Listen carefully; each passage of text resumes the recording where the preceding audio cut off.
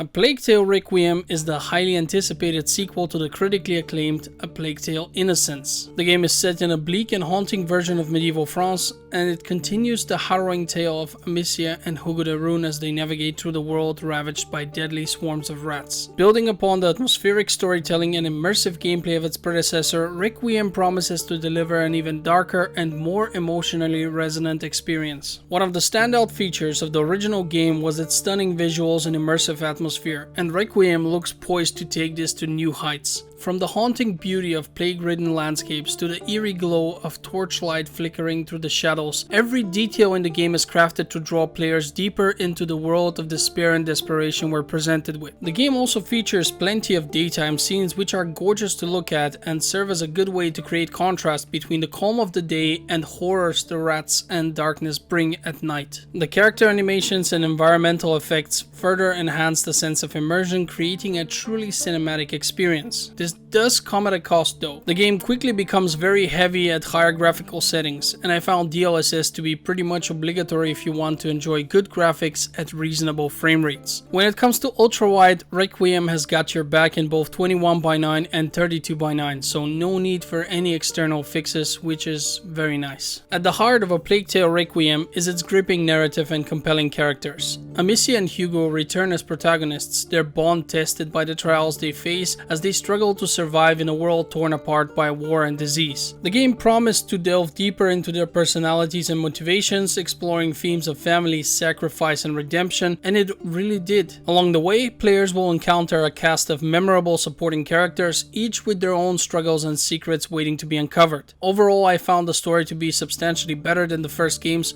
which is saying something since I remember enjoying that one a lot. The side characters are surprisingly likable, and I actually found myself really caring for them and their stories. Building upon the stealth and puzzle solving mechanics of the original game, Requiem introduces new gameplay elements and challenges to keep players on their toes. From navigating treacherous environments filled with deadly traps to outsmarting both human foes and swarms of ravenous rats, every encounter presents a unique test of skill and strategy. The game also brings a new leveling system designed around the idea of gaining experience as you use your abilities more. Similarly to how it was in games such as Skyrim, if you sneak a lot for example, you will get that kind of experience and level up those abilities. My one complaint here is that it is not done in real time, but instead the game is separated in segments. Each level features a semi-open area where you have some freedom, but your goal is usually to reach the other end of it, where you will have a door or something similar with which you have to interact. Once you do that, you suddenly accumulate the experience you were gaining in the last segment. Sound design plays a crucial role in setting the mood and atmosphere of A Plague Tale Requiem, and the game does not disappoint in this regard. From the haunting whispers of the rats to the ominous creaking of abandoned buildings, every sound is designed to evoke a sense of dread and foreboding. The musical score further enhances the experience with sweeping orchestral melodies and haunting vocal performances that underscore the emotional weight of the story. And speaking of the weight of the story, one of the things I really liked was the character development here. Amicia is a strong female protagonist, but not in a woke style where she would be giving masculine traits and made into a Mary Sue. No, she has grown stronger and more confident since the last game, but is still feminine and gentle at times and will show emotions such as fear, self-doubt, pain, and distress. She faces many obstacles throughout her journey. She makes mistakes and ultimately learns from them and grows into a better and stronger protagonist. And the same can be said about her brother, who has grown emotionally as well. Hugo is still really young, but the horrors he has witnessed clearly contributed to his emotional maturity. When you look at this footage, you might have the feeling that the game is a giant escort mission, but fortunately this is all kept to an absolute minimum. Firstly, having companions feels more natural in this type of environment. While we still get to control an unrealistically capable character, it does add to the immersion for her to have people who accompany and assist her whenever possible. When it comes to Requiem's world, I think we can all agree that nobody would want to run around alone. The good news is that the game avoids the feeling of being on a constant escort mission by making the characters self-sufficient and almost never slowing down because of them. In conclusion, A Plague Tale Requiem is more than just a worthy successor to its predecessor. I'd argue that it's a substantial improvement of an already good game, offering a captivating blend of immersive storytelling, atmospheric visuals, and challenging gameplay. With its richly detailed world and deeply human characters, the game took me on a journey through darkness unlike any other. In addition to all of the positives I have already mentioned, I want to address the game's length, which has almost doubled since last time. Just as you think that the story is about about to end, new drama unfolds and you realize that everything is far from over. It took me 25 hours to complete it, but I could have gone for another 25 if there had been any. Whether you're a fan of the original game or new to the series, Requiem is sure to leave a lasting impression long after the credits roll. If you have not played it yet, I strongly recommend that you do. It's fantastic. However, while this game can be played on its own and you would still get an understanding for its story, I would strongly recommend that you start with the first game and then move to this one. This way you will have enjoyed the full story. With that having been said, I want to thank you for watching Game Filter. I hope to see you on the next video. Until then, have a great day. This is Nino signing out.